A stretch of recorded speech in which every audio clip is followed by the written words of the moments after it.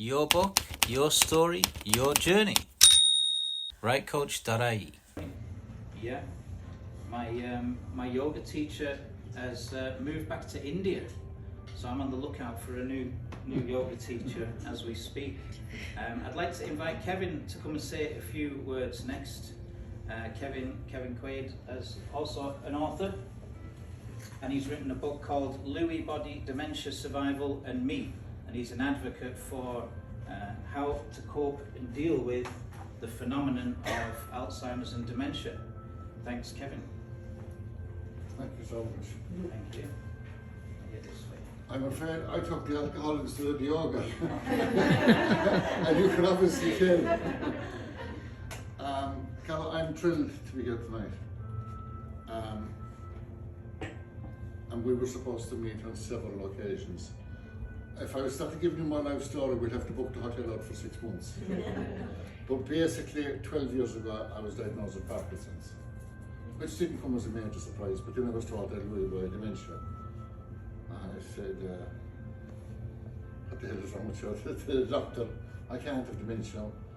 My memory is fine, I remember everything. You know, asked me, because I thought dementia was Alzheimer's, was memory loss, and that was it. And my wife and my family, and how am I going to tell them all? And like when you spoke, you told my story.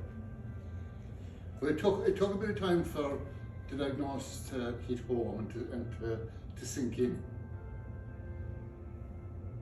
And I think the light bulb moment for me was one day when I was over at my neurology team in Cork. I all know who was my neurologist.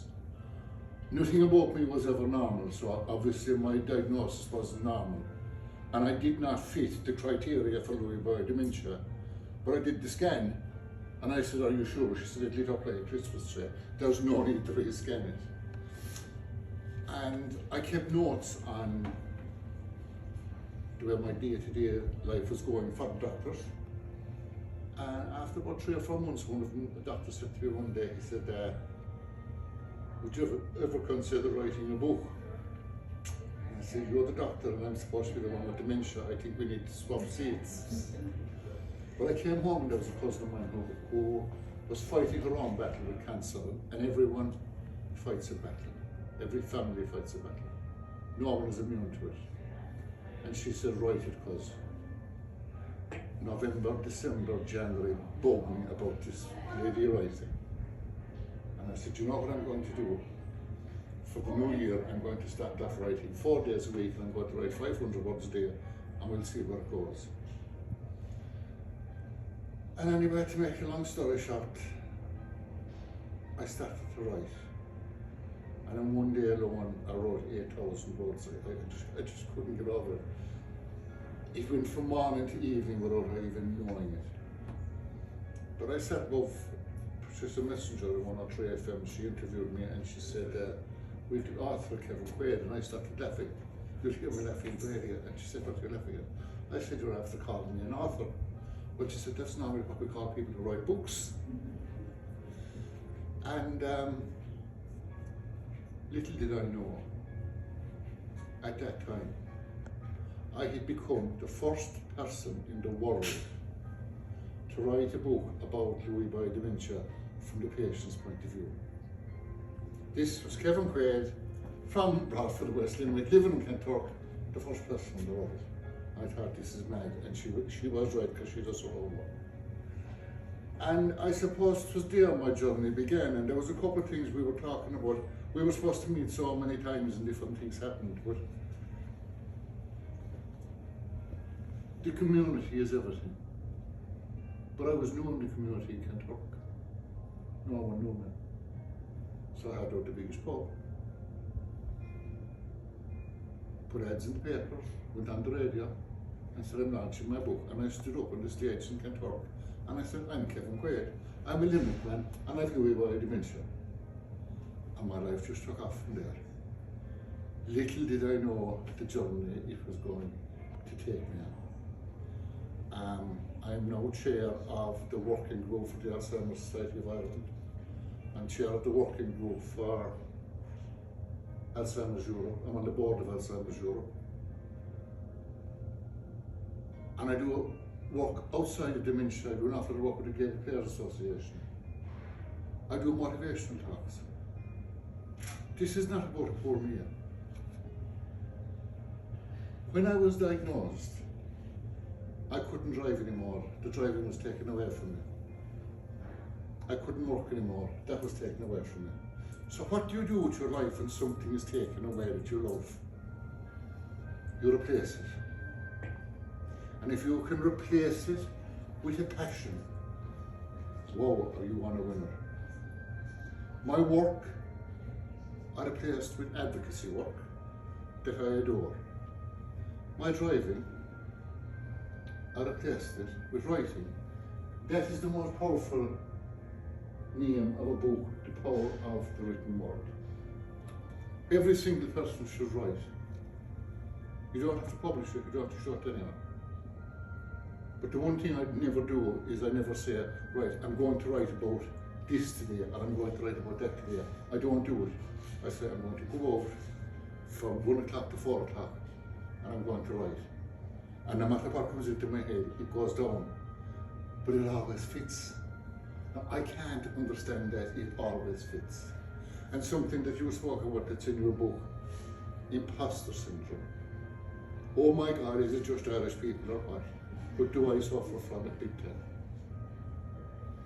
2 years ago, I was given a presidential award from Longford and Rushbrook College. And last year, I was given an honorary doctorate, such as presented to Dr. Kevin Quaid. And I met a researcher from Trinity College. I do an awful lot of work with colleges. Michael Foley is his name. And he says to me, I'm only seeing your name as Kevin Quaid. Why am I not seeing it as Dr. Kevin Quaid? And I said, I'll be very straight with you. I'm on the horns of a dilemma with this one. Calling myself Dr. Kevin Quaid, I'm thinking people say, who the hell does he think he is? Calling himself doctor. You know, how far up has he gone in himself? But the other side was telling me, enough people in 2 colleges thought enough about you and your work that they decided to honour you with this. There's only 5 of us. There's Paul Brady, there's Kevin Carney, the Sky Sports presenter, there's Marty Morrissey, Johnny Logan and myself. And he said, hang on a second, he said, there's a third leg to your stool. The work you are doing and the work you've done in the last 8 or 9 years for people with dementia and different disabilities, you've done more than any doctor. You're very well entitled to call yourself doctor, and I better see your name. But the one thing about it, and I know this, you want to agree with this, no matter what disability a person has, we all have a way more in common than not. And like you were saying earlier on, not every day is a great day. And I remember sitting inside in the pub in Cork one evening, and there was 8 of us along the bar, and I was just a bad for him. And there was a guy inside me that I particularly didn't like, to be honest with you, know. I wasn't looking for a chance. But I came on some program that 1 in 8 people suffer a neurological condition. And one of the guys, Damon, said to me, he said, would your dementia be classed as neurological? I said, it would. And your man inside me, he says, well, there's nothing wrong with you. So I said, I must be the biggest idiot here tonight. There I am instead of the last 7 years, going to doctors, neurologists, having scans done, having blood tests done, spending time in hospital, trying to find out what was wrong with me. And all along, all I had to do was ask you, well, I know nothing about it. I know nothing about you. So our lives are a journey, and we never know where they're going to take us. A neighbour of mine dropped dead yesterday evening. He was 74. It came like that. And it can change like that. But there's a couple of things in life. You'll never forget a feeling, or how a person makes you feel. And when they say about people with dementia and Alzheimer's and that they're non-verbal and that, they're still feeling. You can see it in their eyes, you can see it in their smile, you can see it in their face. And every person here has the power to be the best person of yourself. And I'll finish with something my wife has always said to me, and the same applies for every one of us. Always remember that your best is always good enough. Thanks. Thank you.